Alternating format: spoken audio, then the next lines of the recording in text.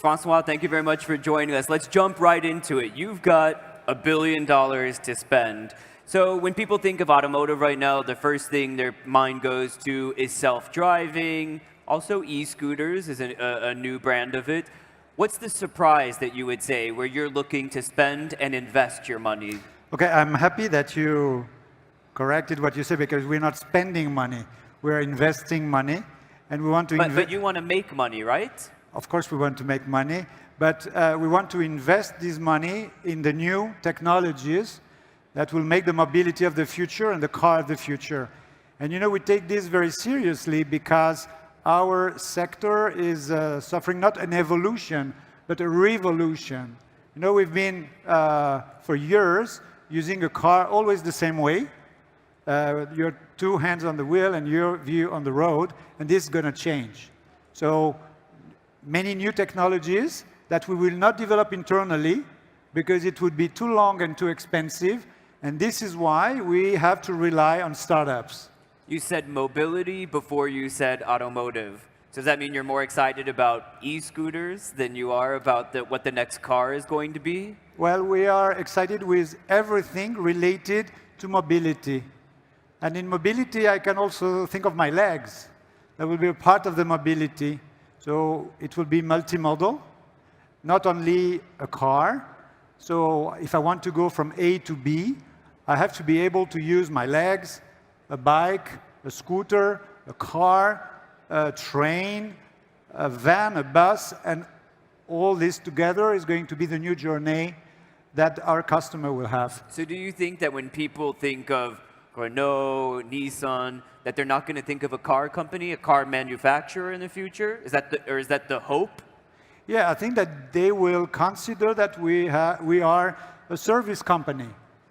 And this is the big change that we have to do. You know, we are good at manufacturing cars, and we have to be good at offering a service to our customers. Is a company like Uber a competitor? Are they a friend? Are they a frenemy? I don't own a car anymore because of Uber. I live in London, and I can order an e-scooter via Uber now. In some countries, I can order a car. So is the platform going to be king? Does Renault need a platform? Where do you stack up against Uber? Yeah, that's a very good question, and that's something that, you know, was not that obvious for us. Should we have our own platform, or should we use someone else's platform? And we decided to have our platform. So we are going to build our platform, and I'm in charge of that, building the platform. So does that mean an app? What does that mean for Renault to have a platform? Well, a platform are all the tech bricks that you need to have to offer ride-hailing, ride-pooling, ride-sharing, goods delivery to your customers. Okay, so we just saw Ford buy e-scooter company Spin. Bird has a $2 billion valuation. So where do e-scooters fit in your investments? Are you looking at them? Would you acquire a company like Bird, like Lime? Well, my activity is not to acquire a company. It's to acquire shares in companies. I don't want to be the owner. Why not? Let me tell you, if I think of a startup, if I acquire the startup, I kill the startup. Because, you know, we are a company of 475,000 people. That's a very big company, very kind of heavy company, and we need to keep the fact that the startup, they go very fast. And, you know, all these technologies, they're moving very fast. So this is why I don't want to acquire, but I want to be part of the shareholder of the company. Where do you see the hottest technology in the world, the coolest innovation? What places have healthy ecosystems, the technology that you want to acquire? Well, that's my view, and I might be wrong, and I'm sure that a lot of people will not agree with me.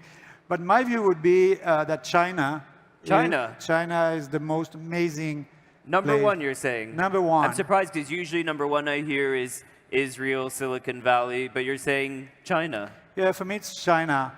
Let's do something. I would like that the people that have been to China raise their hands in the room. Who's been to China in the room? I would say, okay, a lot of people. 10 to 20%? Oh, no, more than that. So yeah? I'm sure that they all share my view that, you know, what's happening in China is just amazing. But usually we have this stereotype, I'll say that China is they're imitating American technology. Huawei is accused of this, Xiaomi. So you think I'm wrong in saying that? I think you are. Sorry to, to Why? be rude with you. What do you see? Do you see original technology, and where is China at the forefront or ahead of American Israeli technology? But I'd like just to, I like to be concrete. We have been investing in a company called WeRide. They just changed their name, so maybe you know them as Jingqi. It's a level 4 autonomous startup in China. And now they're called WeRide. WeRide. Yep. WeRide.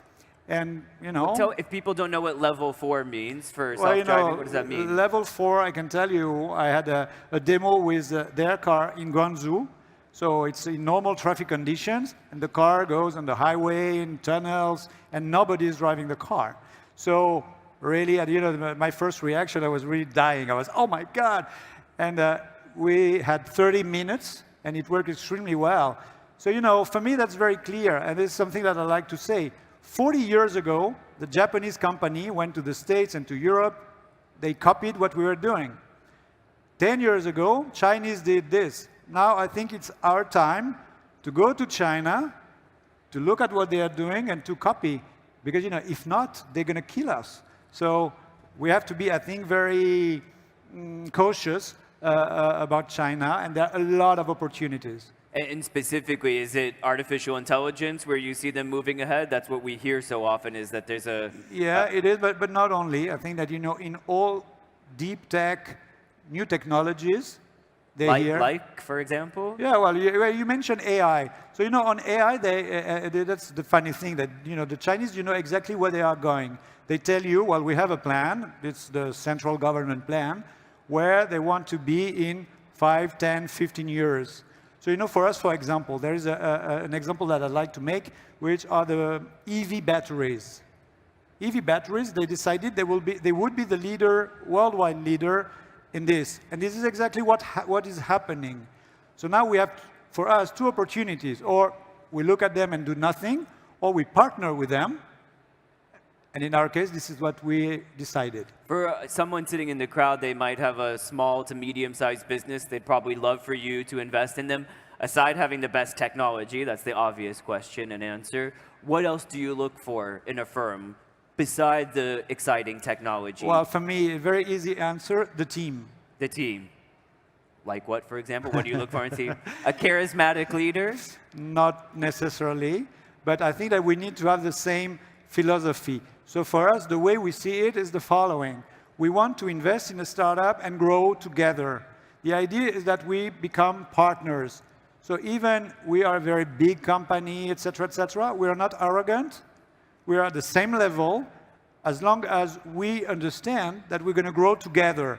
So it's a question of exchanging information, total transparency, and going together to be champions. And why not somebody who's arrogant? Maybe they're arrogant because they know that they've got great technology that would be great for Renault. Sorry, I didn't understand that. Why not somebody who's arrogant? Oh, I hate arrogant people, even though I'm French. No, but I mean, it's interesting because sometimes I meet these people. I've interviewed some of the biggest people in tech, and sometimes you can feel that arrogance because they know that they have they know that they've got a hot product. The person who is the most famous for this was Travis Kalanick from Uber. He was known as being arrogant. He had the biggest, or has the biggest startup in the world. Well, Sam, I might be wrong, but I think that arrogant company will die, necessarily, because this new world of technology is so complex. You can't say that you know what's going to happen. If you take about mobility, nobody knows what's going to happen. So if you say, oh, but I know what's going to happen, probably you're going to fail. So, I have a good example at the Alliance, which is my CEO, Mr. Gon. I can tell you that he's not, you know him. I've interviewed him before. Okay. He was not arrogant, He's at not least arrogant with me. at all. Just want to go back to China for a bit and just see what other places. I know that you have offices in Silicon Valley, Paris, Japan, Shanghai, Israel, Amsterdam. So you said clearly China #1, Where's number 2? Where's number 3? For most innovative, I call them ecosystems because that's what I've observed in Israel. I spend a lot of time there and I see an ecosystem that's very healthy. Okay, so there are a lot of nice ecosystems in the world, and some new ones like in India or even in some areas in Latin America. But of course, still Silicon Valley, USA, and Israel remain very incredible hubs for innovation. And in Israel, what do you see them moving ahead in? Is it artificial intelligence, sensors? Where do you see them being flourishing? Of course, cybersecurity, autonomous driving, many of the areas that are really key for this new mobility. So this is why we are very active in Israel, or directly or through partners like fund. Because something that I did not tell you, my sweet spot are Series A and B. I don't do too early stage or seed money. So we are partnering with a fund very well known called Maniv, where they are on the early stage. An Israeli fund. Yeah. Yep. And then, we learn with them, and then when the startups, they go to the Series A and B, we know them already, so it's very easy for us to make a decision. If you had to make a pie chart of what types of technology you're investing in, is the biggest piece of the pie artificial intelligence, sensors? How does the pie look? Well, AI is everywhere. So we have 4 main activities for investment. First one is the new mobility, and this is the decision that we made about the platform that we were mentioning earlier. Then we have all related to autonomy, autonomous cars, connectivity and services, and EV, of course, electric vehicles, that we're still we are the leader in EV, and we want to keep this position, and for this we need to make a lot of investment, and startups are very good at this. Years ago, Renault invested in the electric vehicle startup Better Place, which ended up failing. So what did you learn from that failure as you go forward in these investments? We learn of failures. I think that failures are necessary. I remember when I was appointed to my job, Mr. Gunn told me, well, if you don't fail, it will mean that you're not doing well your job. And I was kind of surprised. Because, we are in an industry where we are not used to failure. Failure is not acceptable. And then we have to change. Do you mean in the automotive industry? Yeah. Okay. Yeah, in the automotive industry, if you talk to the R&D people, for them, failure is not an option. Differently to other industries. And we really need to change. Because, if we don't want to fail, it will, as I was saying at the beginning, it will take us too long and too expensive. And we cannot have, the luxury to wait to be sure of what we're doing. Just a little bit more on what you're looking for in these investors. One thing that's interesting to me, having interviewed Jack Dorsey and these types of folks, they have a lot of money, but what the commonality that I see between them is they're not doing it number one for the money. Not to say they don't enjoy the billions of dollars that they have, but I've noticed that they're not motivated principally by the money. Is that something that you look for in someone, that they're more excited about their product than they are about the byproduct, the money? Even though I'm not American, I think that money is very important. So, and when your boss is Mr. Gunn, you should always take, I cannot tell him, what, I'm investing, and at the end we will lose everything that we invested. It's probably what he's expecting from me. So money is important. And it's also a way to be sure that we invested in the right startups, because they will grow, and then we will make money out of this investment. But this is not the key driver. The key driver is really the technology. We are a strategic fund, and so we are here to bring into the alliance companies the new technologies that will make this new mobility and this car of the future. That's really, really clear in our mind. But we will make money also out of it. I mentioned that I don't have a car. I was going to buy a car, and then with Uber in London, I realized, why should I pay for the gas, the insurance, a product that's going to lose value the second it goes off the lot? Isn't that bad news for you guys? Either which way you slice it, aren't people going to be buying less cars? Well, something that is absolutely sure is that the mobility is going to increase. The population is growing, and people will have to move from one place to the other. So this is the new paradigm that we need to understand. And so probably we will not sell as many cars as we sell today to individuals, but maybe to fleet companies, to other business models that we need to invent, with the municipalities, with other types of company like energy companies, because all this will be EV, parking companies, etc., etc. So the business model is really changing. If you were starting a startup right now, where would you advise someone, which field to go into? Mobility. Mobility is really the right thing at this moment. You know, we created what we call the CVC Club, which is a corporate venture capital club with some other big companies. They are not in my sector. And when we first met, we said, well, this is what I look. Everybody was looking at mobility. So mobility is really, you know, what I would invest in. And that you mean everything from self-driving to e-scooters? Absolutely. I see that you really like e-scooters. Oh, I love the e-scooters, even though you guys have them in Paris and we don't have them in London, even though you guys are known as the regulators and we're not, but hopefully we'll get them. As we wrap up here, I'm curious, who do you see as your main competitor? Because I feel like these landscapes have all changed because of tech. And I don't mean from Renault's perspective per se, I mean you as an investor at Renault. Who are you competing against? That might be an unexpected competitor, but who is your main competitor as well? That's very funny that you make this question, because in the way I see the evolution of the sector, I don't see, okay, I have a competitor.